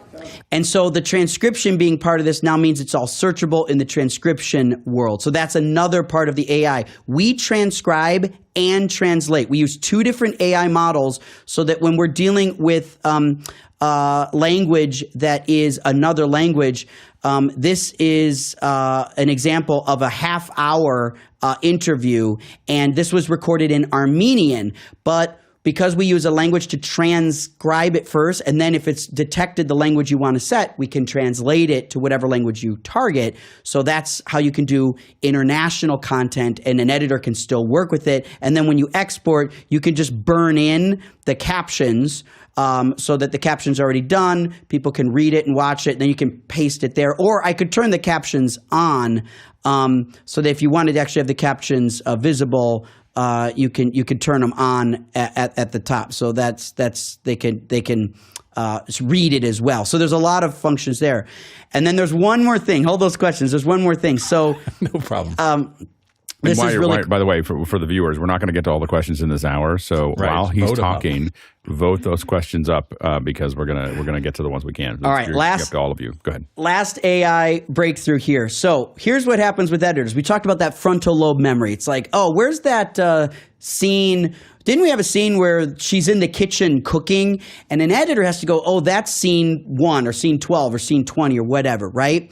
But wouldn't it be great if we actually could just search by the way we think? Because a director will say, just give me the woman in the kitchen. If her name's Angie, give me Angie in the kitchen.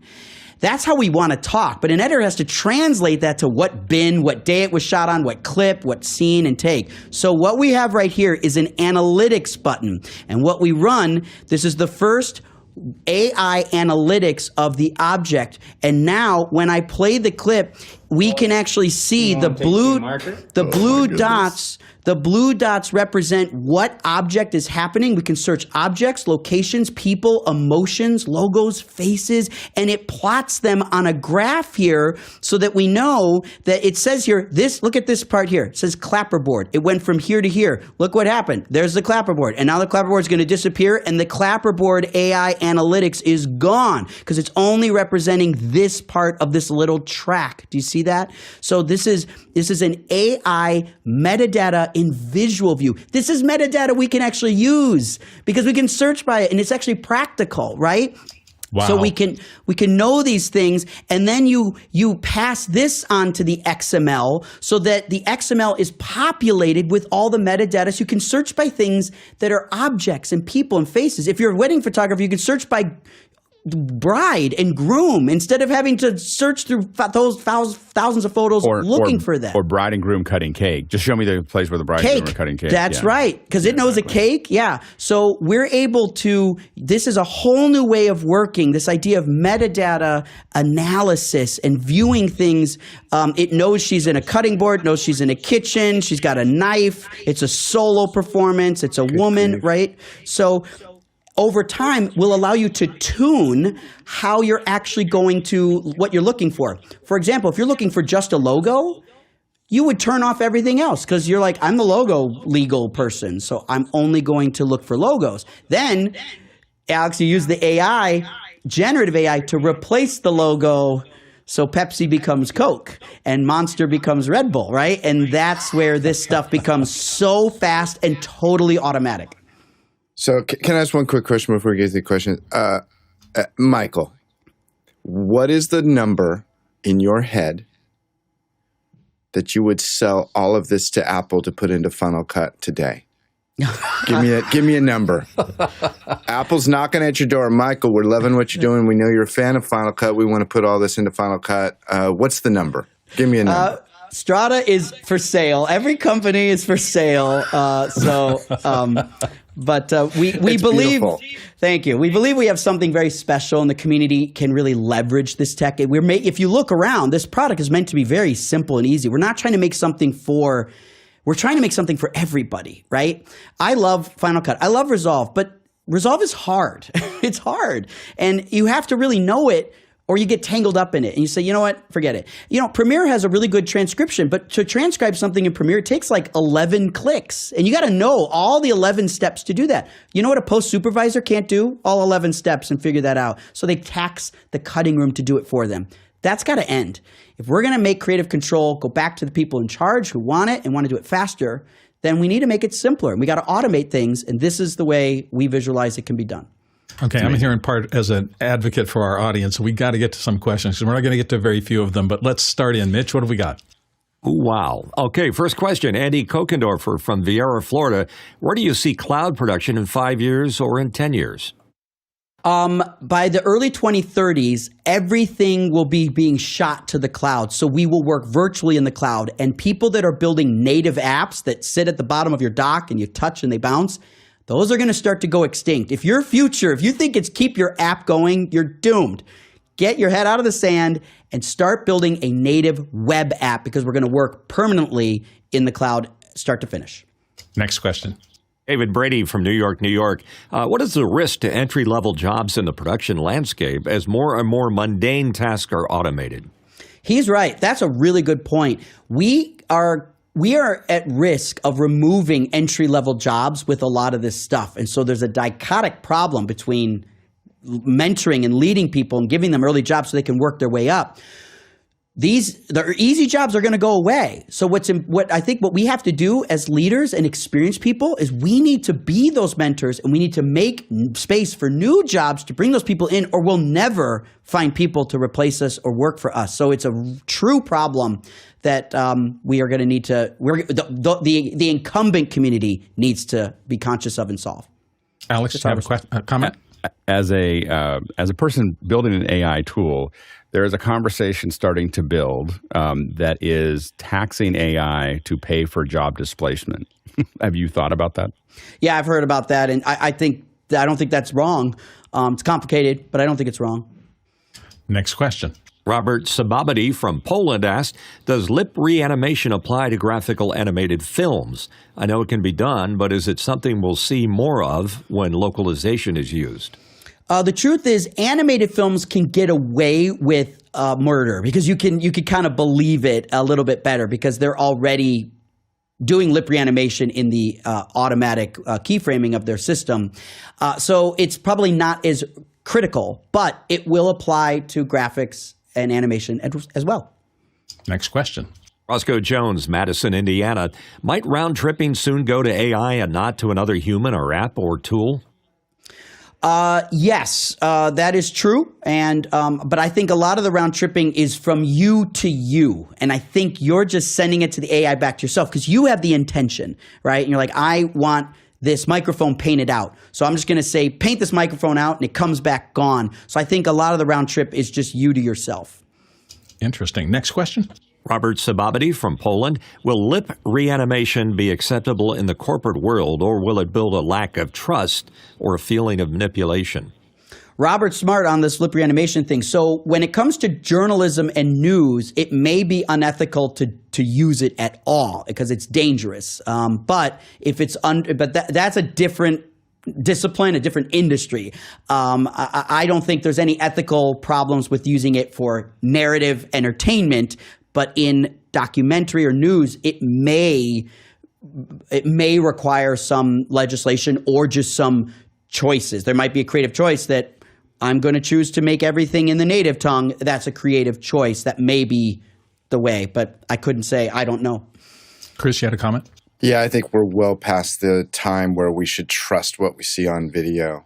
I think there's so many ways to manipulate and change things and enhance things or exaggerate things. You need to be super, super careful what you believe that you see. Let's go to the next question.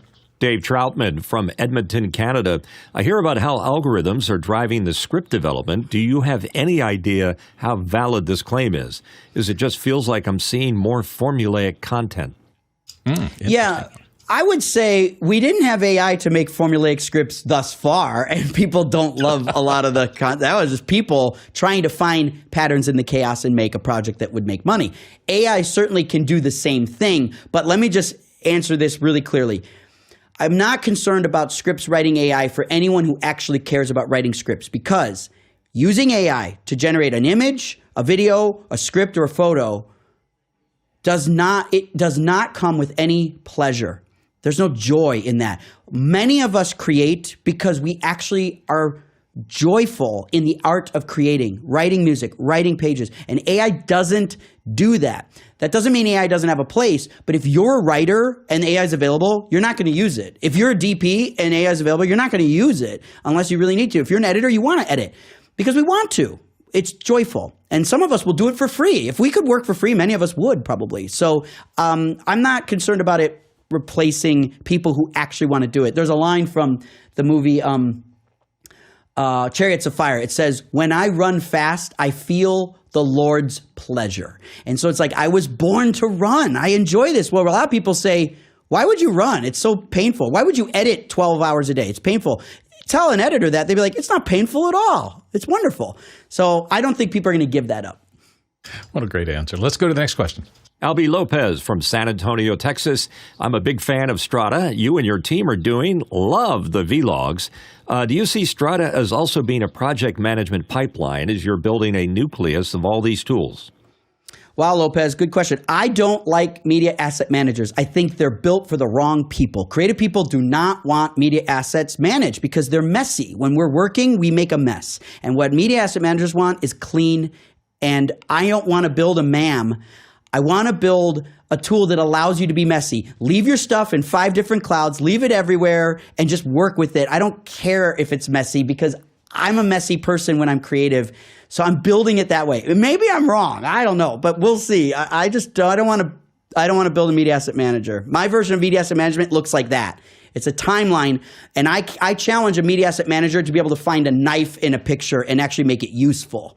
They have a cell for that, but you can never get it to an editor. My way gets that information to an editor, and that's my approach. Next question.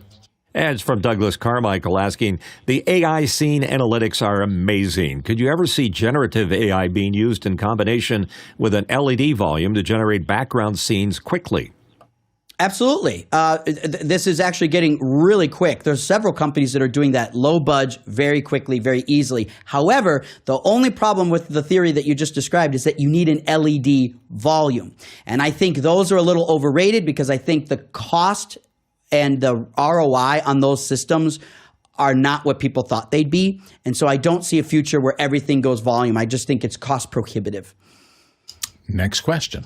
David Brady from New York, New York. How can lip reanimation work if and when the source and target languages may or may not line up duration-wise? What lip reanimation does is it takes the native language and the timing, and then it will speed up the actual delivery. In most languages, the delivery is within 10 to 20% of fast or slower than the actual delivery, most languages.